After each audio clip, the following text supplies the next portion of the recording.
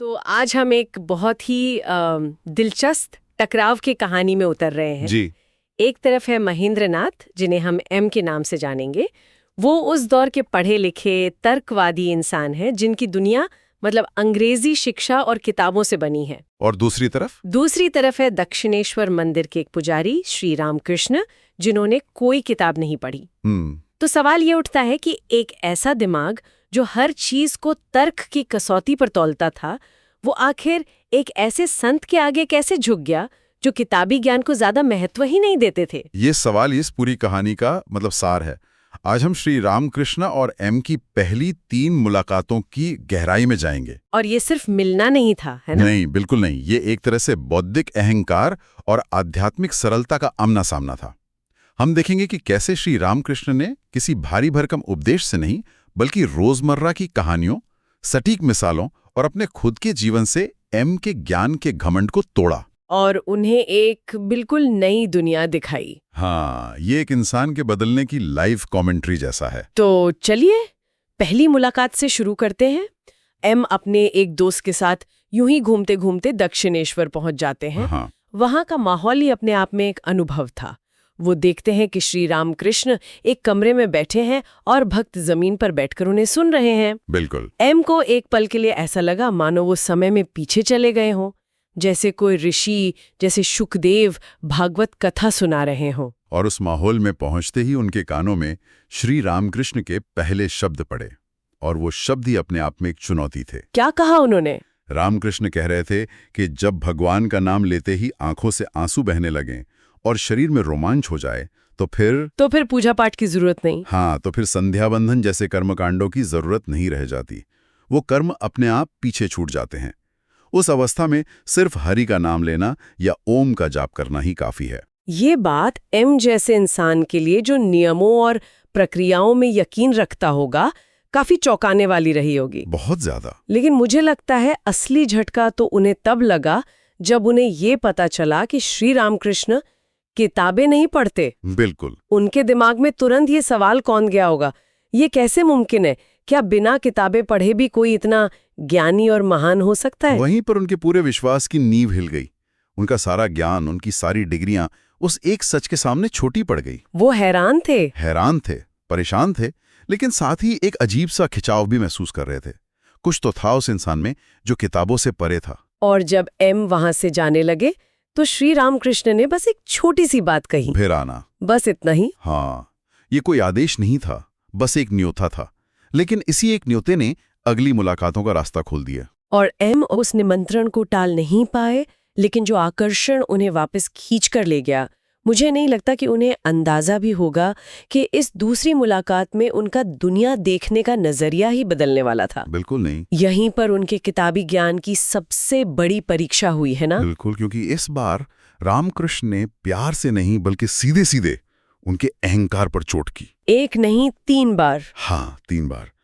पहली चोट तब लगी जब उन्होंने एम को शादी करने और बच्चे पैदा करने के लिए एक तरह से डांट दिया। एम को ऐसा महसूस हुआ जैसे उन्होंने कोई बहुत बड़ा पाप कर दिया हो। लेकिन वो तो एक सामान्य गृहस्थ जीवन जी रहे थे। जी बिल्कुल। ये थोड़ा अजीब लगता है। उन्होंने ऐसा क्यों किया होगा? देखिए, शायद वो एम को उनकी जिम्मेदारियों का एहसास नहीं करा रहे थे, बल्कि ये दिखा रहे थे कि तुम जिस दुनिया में उलझे हो वो कितनी अस्थायी है। अच्छा, एक शॉक ट्रीटमेंट जैसा। हाँ, एक शॉक ट्रीटमेंट जैसा था। दूसरी चोट और भी सीधी थी। जब एम ने बातचीत में कहा कि उनकी पत्नी अज्ञानी है, तो रामकृष्ण ने तुरंत ताना मारते हुए कहा, और तुम बड़े ज्ञानी हो। ओहो, ये तो सीधा वार था। मतलब उन्होंने एम को आईना दिखा दिया कि तुम दूसरों को अज्ञानी समझ रहे हो, लेकिन क्या तुम खुद को ज्ञानी मानते हो? ठीक यही। और फिर आया तीसरा और सबसे गहरा प्रहार, जब बात ईश्वर के रूप पर आई। हाँ, एम ने अपने पढ़े लिखे अंदाज में कहा कि उन्हें तो ईश्वर का निराकार रूप पसंद है, जिसमें कोई मूर्ति या आकार ना हो। ये तो एक बहुत ही स्टैंडर्ड बौद्धिक स्टैंड है। इसमें रामकृष्ण को क्या दिक्कत थी? दिक्कत स्टैंड से नहीं थी, बल्कि उस सोच से थी कि मेरा रास्ता ही सही है। रामकृष्ण ने ये नहीं कहा कि निराकार गलत है। अच्छा। उन्होंने कहा निराकार भी सच है और साकार भी सच है। उन्होंने समझाया कि जिसकी जैसी श्रद्धा हो वो वैसा ही रूप देखेगा। ये बात एम के दिमाग के लिए एक पहेली जैसी थी, क्योंकि वो हर चीज को सही या गलत में बांट कर देखते थे। बिल्कुल। उनके लिए दो विरोधी चीजें एक साथ सच नहीं हो सकती थीं। यहीं पर आकर किताबी ज्ञान और अनुभव का फर्क साफ दिखता है। लेकिन इस मुलाकात का जो चरम बिंदु था वो तो इसके बाद आया। हाँ, जब एम ने अपनी बची खुची बौद्धिक अकड़ दिखाते हुए कहा कि जो लोग मूर्ति पूजा करते हैं उन्हें समझाना चाहिए। क्या समझाना चाहिए? कि ये मिट्टी की मूर्ति भगवान नहीं है, बल्कि भगवान हर जगह है। इस पर श्री रामकृष्ण ने उन्हें लगभग झिड़कते हुए कहा, क्या कहा? कलकत्ते के लोगों में यही एक बुरी बात है। वे सोचते हैं कि हम ही सबको सिखाएंगे और भाषण देंगे। अजीब बात है, तुम समझाने वाले होते कौन हो? जिनका ये संसार है वे समझाएंगे। ये सोचने वाली बात है। एम जैसे पढ़े लिखे तर्क करने वाले इंसान का पूरा अहंकार सिर्फ एक सवाल से कैसे टूट गया? तुम कौन हो तो समझाने वाले?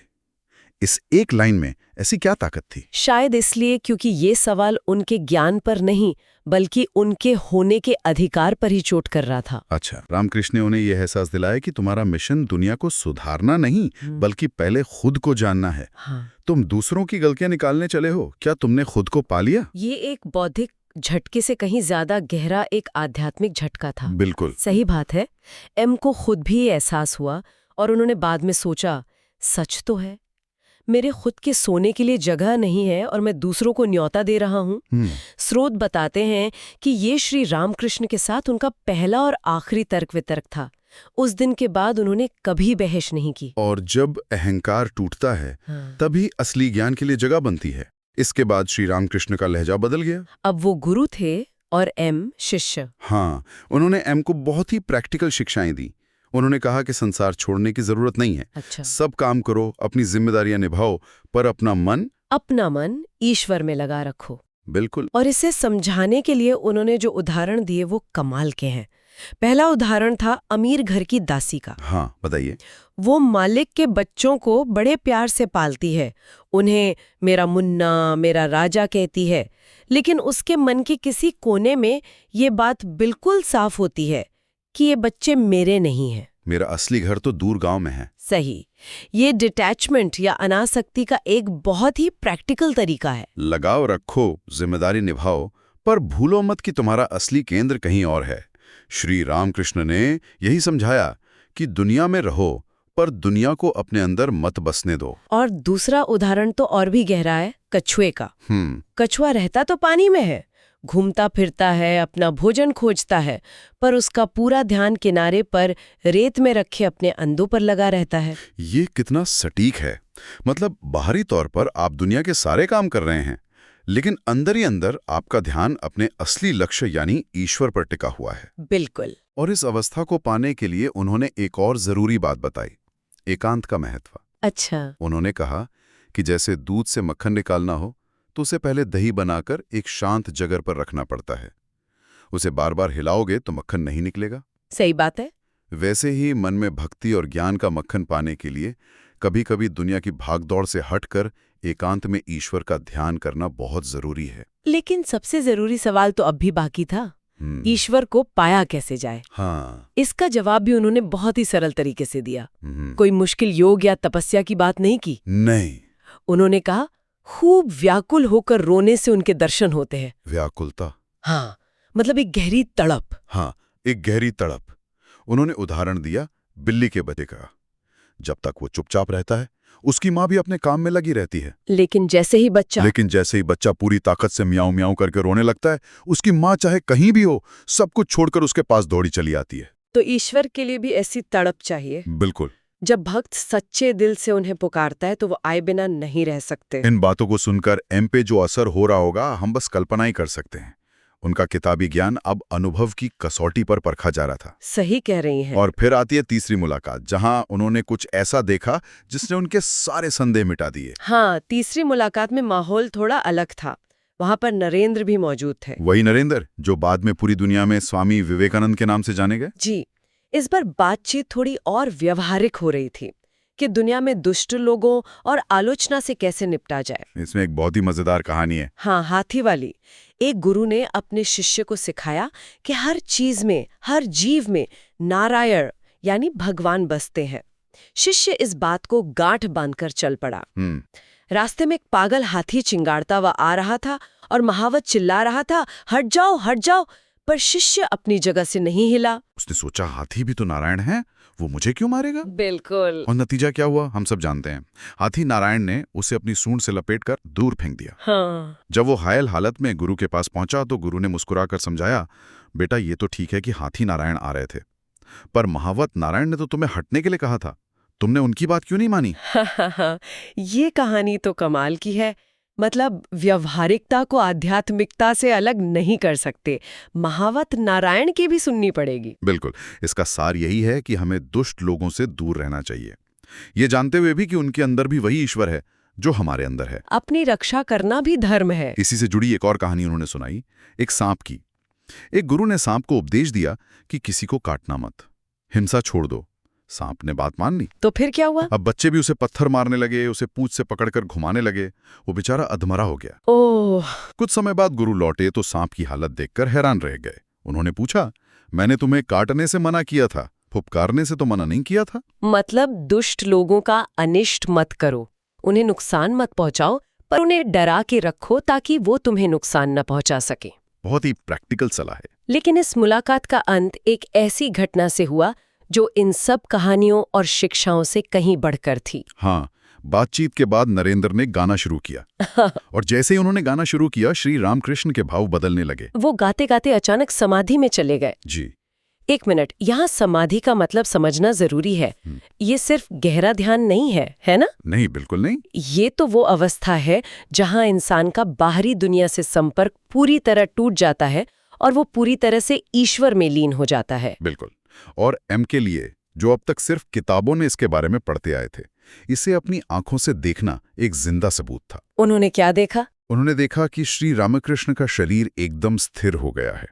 सांस चल रही है या नहीं पता चल रहा। उनकी आंखों से आंसुओं की धारा बह रही है और चेहरे पर एक ऐसी मुस्कान है जो इस दुनिया की नहीं लगती। एम ये सब देखकर हैरान रह गए। वो सोचने लगे कि क्या ईश्वर का ध्यान करते करते इंसान बाहरी दुनिया को इस हद तक भूल सकता है? उसकी सारी चेतना शून्य हो सकती है। हाँ, ये किस स्तर की भक्ति और विश्वास के बाद मुमकिन होता होगा। उस दिन उन्हें किताबी ज्ञान और असल अनुभव के बीच का फासला साफ साफ दिख गया। वो उनके लिए एक जीती जागती सच्चाई थी जिसे कोई तर्क काट नहीं सकता था। उस एक दृश्य ने वो कर दिखाया जो हजारों किताबें नहीं कर सकती थी। तो इन 3 मुलाकातों में हमने देखा कि एम का सफर कहाँ से शुरू हुआ और कहाँ पहुंचा। वो एक जिज्ञासु, तर्क करने वाले बुद्धिजीवी के तौर पर आए थे जो हर बात पर सवाल उठाते थे, और एक विनम्र शिष्य बनकर रह गए जो बस अनुभव करना चाहता था।